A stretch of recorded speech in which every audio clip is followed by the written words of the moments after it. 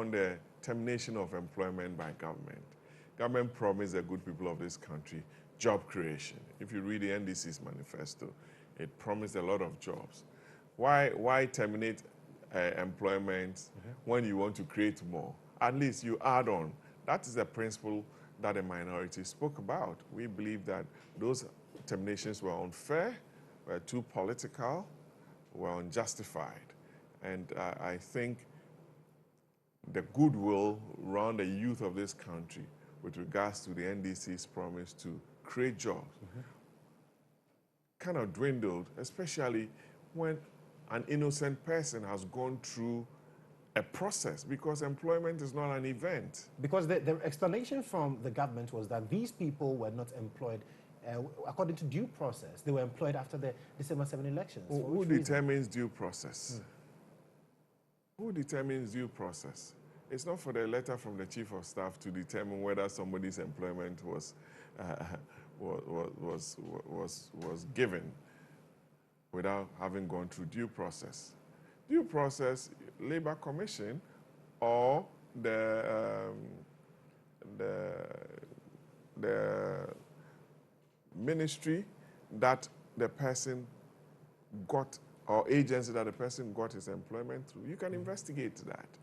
But you cannot, under your signature, say that, oh, revoke all these appointments.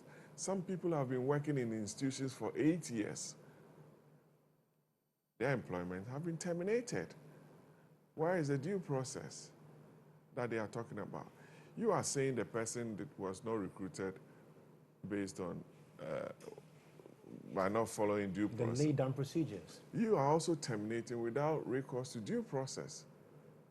You understand? There are termination clauses in all those employment contracts that these young people had signed. Because I was telling you that employment is not an event, it's a process.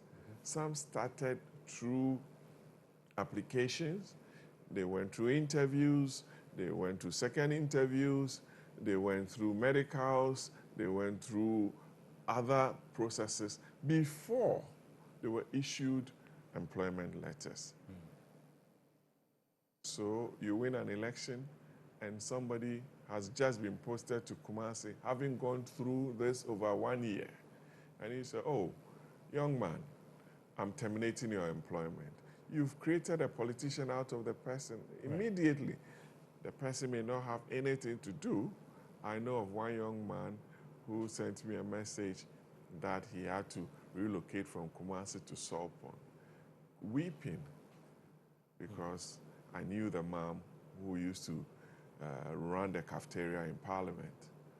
It saddens my heart for some of these things to be coming to us. We shouldn't win an election and create politicians out of young people who've had opportunities to serve.